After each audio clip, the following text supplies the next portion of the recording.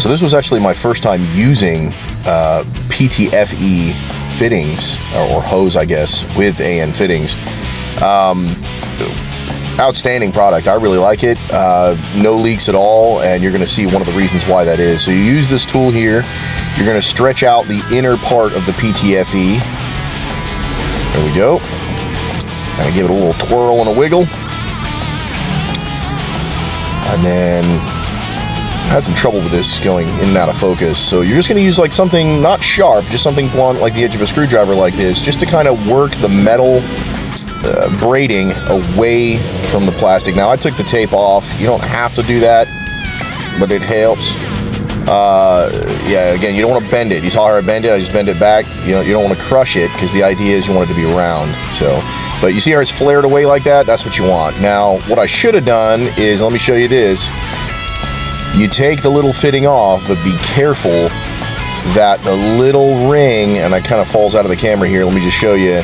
The little ring doesn't get lost. Now, there it is right there. See that? That is not attached. So watch what happens.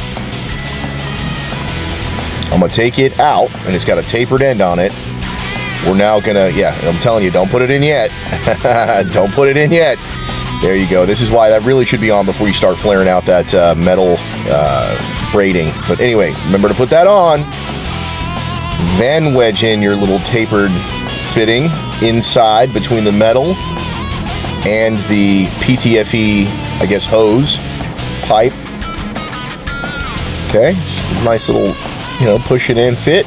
Okay, there we go. Now I'm trying to show you there that it obviously is not all the way in. You see the little hose barb in there? There's a little barb. You wanted to go past that barb, so then you're going to go back to your tool. There we go. We're going to get the tool, and we're going to wedge it in there to try and force that down the hose a little bit. Now, this is where it gets a little complicated. I let the little ring go there. So, there you go. Force it in. I kind of like hyperlapse through this. Now, you can see it's better, okay? It's better, but it's not past that hose barb. It should be all the way up against it. So, I'll show you a little trick. Now, yeah, you can press it against something. I use the radiator support. Just kind of press it against there. Here's something I'm going to share with you, though, and I learned this from another video.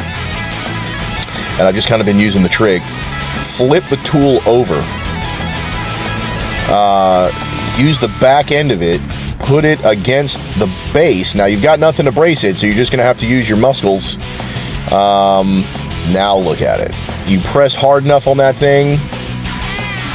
And now, what you should have, you can see I'm like hyperlapsing this thing, but press it in there. There it goes. Alright, so you see how that's all the way up against the end. The hose is past the barb, and now we're good to go. Alright, next thing, we're going to wiggle that back in there. Let's crush that hose against that barb. That's what that's doing. Now you're all set. Bring your ring back up to the end, and it's so simple. You're just going to slide that straight in there like that.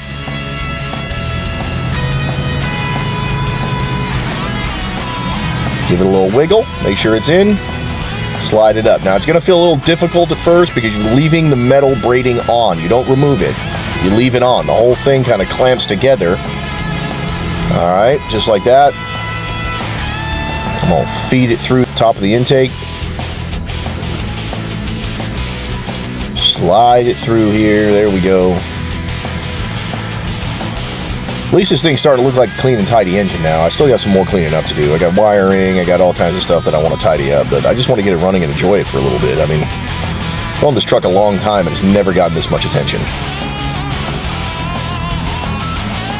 Now, you don't have to have a 45-degree slant like that. You could go straight off. I wanted to make sure it cleared the air filter that I chose to go on the top of it.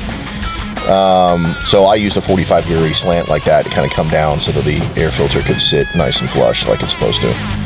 Kind of line that up, make sure it fits right, make sure it's sitting right. See here, it's got a little wiggle. That's loose. That's not any good. So the first thing I want to tighten down is the end right there. So the next part here, what we're going to see is I'm just AN wrench and a regular wrench. So you can use regular wrenches. They're supposed to not gouge your fittings, but anyway, it doesn't matter. Just be careful, right? Use the right size. Don't, you know, go one size too high, one size too low. Just use the right size, you'll be fine. You kind of want to line it up. It looks like I was having some difficulty here, but line it up. And then, you know, make sure that when you're done, you know, do a good job and make sure that the hex nuts line up with each other. You know, this isn't a rush job, right? This is your baby. Thank you very much for watching. Appreciate you guys. Give me some feedback. You know, was this helpful? Was this not helpful? Let me know.